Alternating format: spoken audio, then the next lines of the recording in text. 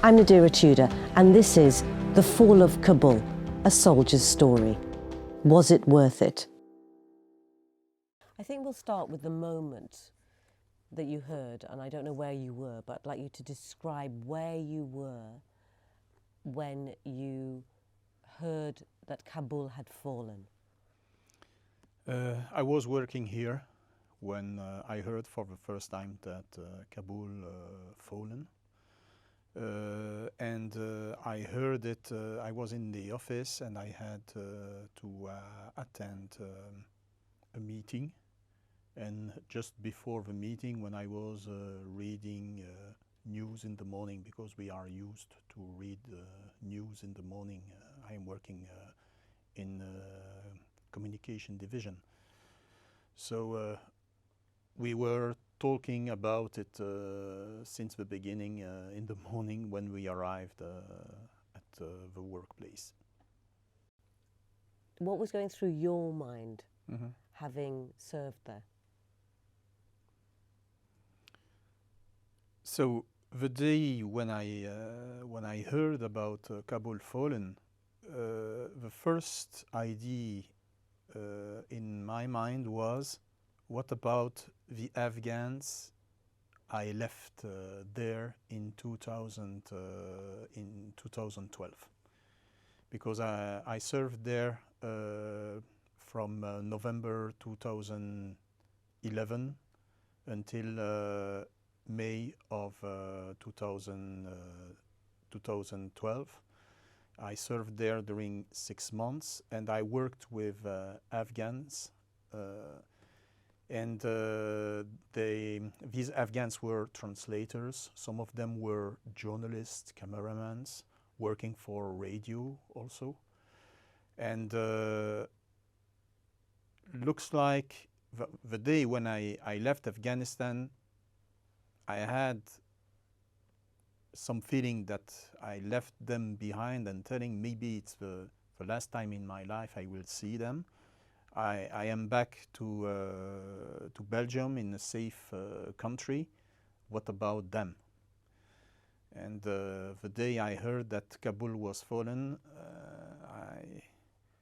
I remembered. It was many years after I left Afghanistan, but the day I heard it, looks like some of them faces was back in my mind, and I was wondering how they are, how are their family. This is what I was wondering, because I didn't keep any contact with them since I left Afghanistan for security reason. Some of them asked me to stay in contact with them through Facebook, but I didn't because of security, and I think it was important to do that because a few years after we had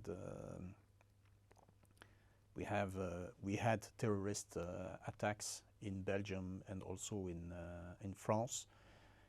This had nothing to do with Afghanistan, sure, but about security. When you are working as military, if you have a Facebook account, it's preferable to put on it first to limit your contact with some people you really trust in order to avoid any risks, and also to avoid any comments or pictures about your job as military. So this is why I didn't keep any contact with them, and when I heard about this Afghan collapse, I was wondering what about them, and I will never know what happened to them. I heard only one that he left and he is currently living, it was through a colleague who worked with me in Afghanistan. He told me that there is one he left with his family many months before the collapse, and he is currently living in Germany. That's all. How does that make you feel? I know you've described the reasoning behind not having contact. But you personally, you obviously had a lot of affection for the people that you were thinking about, their faces that came into your head. What effect has that had on you, the fact that those relationships had to end? It's very difficult to cut any contact with them after 6 months because we were very close from each other. We were working together. I remember once we faced the danger together because we were inside Kabul airport. I was working at Kabul airport. And I remember that during 3 or 4 days, the airport was attacked by Taliban, severely attacked. So we faced the danger together, and it created relationships. I would say it reinforced relationships.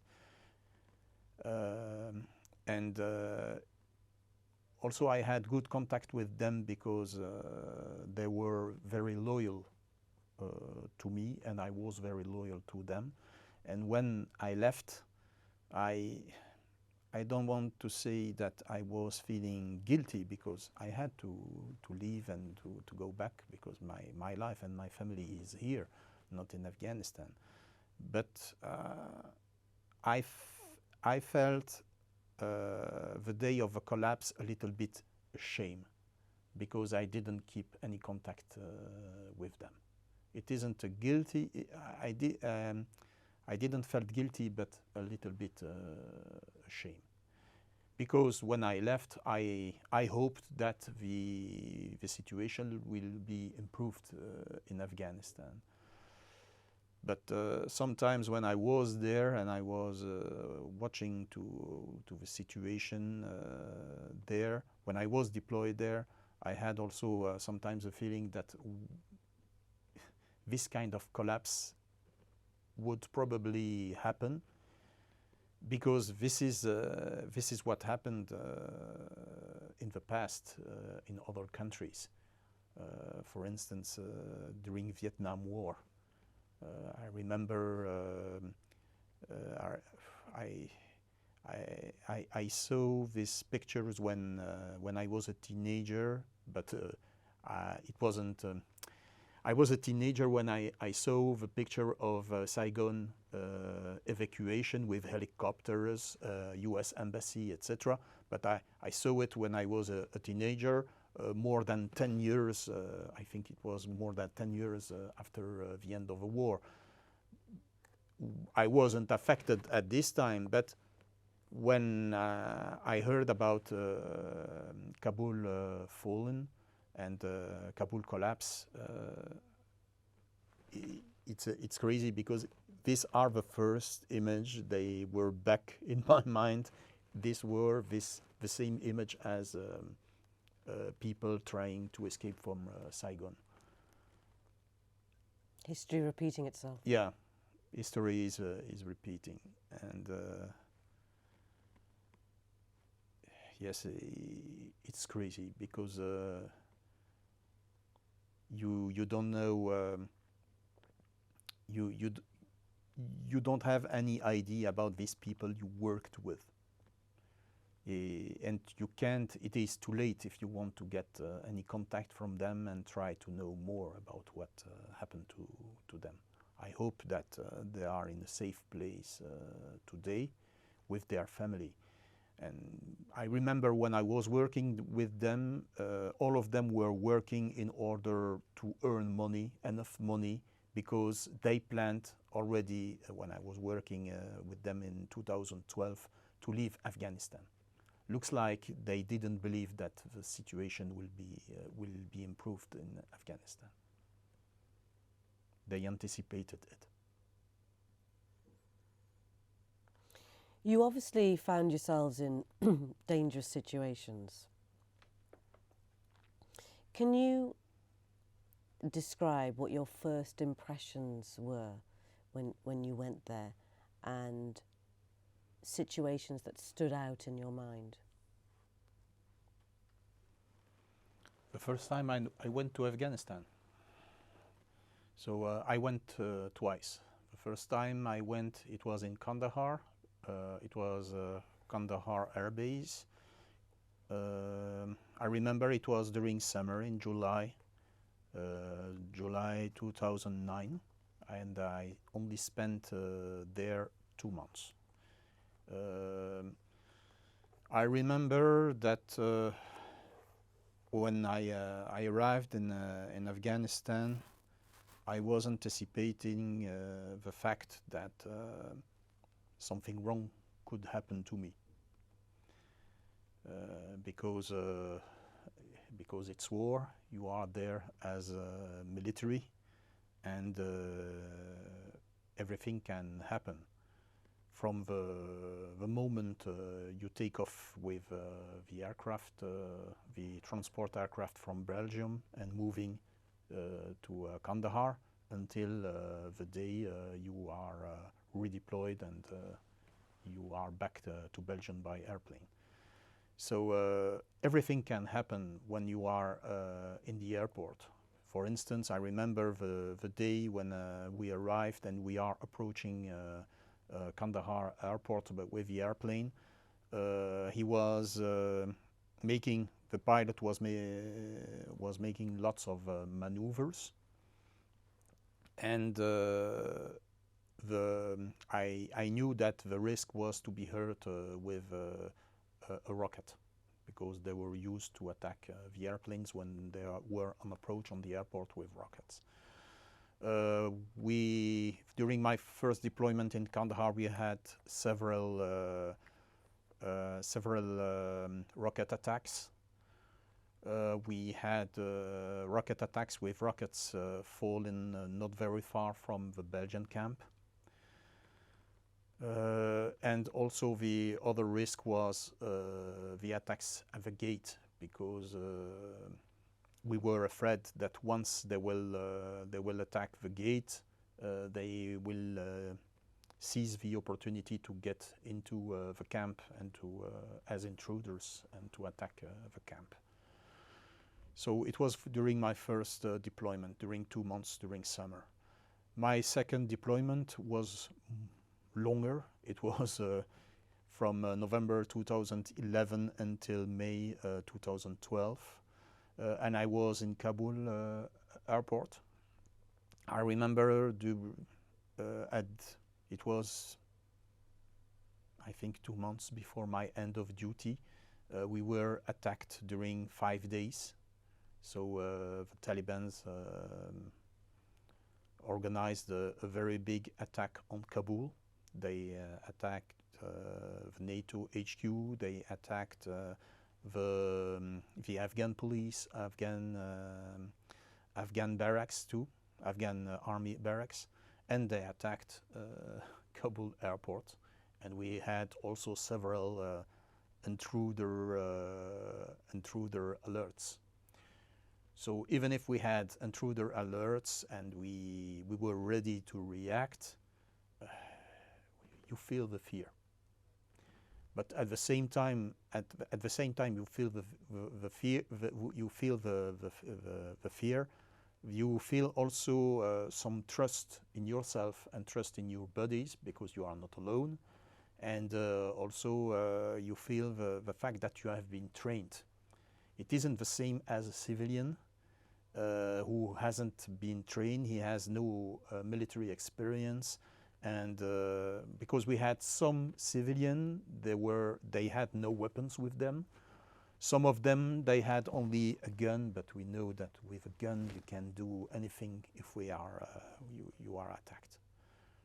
So yes, it's normal. You feel a little bit stressed, but when it was the attack, I trust myself and I trust my buddies, and also trust the training, the military training I had. Does that trust stay once you've witnessed losing members of your team? Because that trust, I'm thinking, can't stay the same. Yeah, sure. But when there was the attack wasn't so severe to lose bodies. I remember that what shocked me, and I had the feeling that everything can happen from one day to another, to myself, when was in Kandahar during my first deployment, when we had regularly and approximately every 2 or 5 days ceremonies for the fallen soldiers from several nations, NATO nations. They were participating for ISAF. And when you are participating to these ceremonies, you have enough time to think that, okay, today it's not you, but tomorrow it could be you. Or also I heard about lots of severe injuries among soldiers because there are some explosive devices, and they were at the wrong time, at the wrong place. It's also when I was deployed in Kabul, it was the fact that sometimes I had to go outside with not alone. I was with other soldiers. At this time, I wasn't OF3. I wasn't major. I was only lieutenant, not with a big military background, and I had to go outside, and I was the higher rank outside, so I had all the responsibility when we were moving with our vehicles outside. I had to think about the itinerary. I had also to think about what if something happened, which itinerary we will take. I had also to keep contact with the base, with my radio, and also I had also to prepare. So 2 or 3 days before going outside, I had to prepare the itinerary, and also if something happens, how I am going to communicate with my higher echelon, with the base, in order to have the support of the quick reaction. It was the QRF, the quick reaction. I don't remember. Force, probably. Yes, quick reaction force. For you, Wahid, do you think the 20-year plus conflict was worth it? I would say that I am ambivalent about it. When I am reminding why there was this conflict, I would say that yes, it was worth, because it was just after 9/11. So after just 9/11, we knew that there was a problem in Afghanistan with Al-Qaeda. And after 9/11, with bin Laden in Al-Qaeda, we knew that if we had 2 options: to intervene or to say we don't intervene. I wouldn't say that it would be a good option not to intervene after 9/11 in Afghanistan. I have a feeling that it was a good option to intervene and to try to change something there, because ISAF, when I was working with ISAF, the objective was to try to impose peace in the country and to try to integrate some Talibans into the government in order to build democracy. And it was a very big challenge in a country where corruption is considered as something normal. And they are not used with democracy, where they are used with taking the power with force. So we knew that it was a big challenge, but we had the option to try to change the things or not to try. And it's my point of view, it's better to try to change the things. Even if you fail, you have the feeling that you tried finally. And it's better than saying we didn't try anything and 20 years after we see that the situation was going worse in Afghanistan. Thank you for joining us on the Fall of Kabul, a soldier's story. For more episodes and in-depth exploration, visit us on YouTube and on podcast streaming platforms.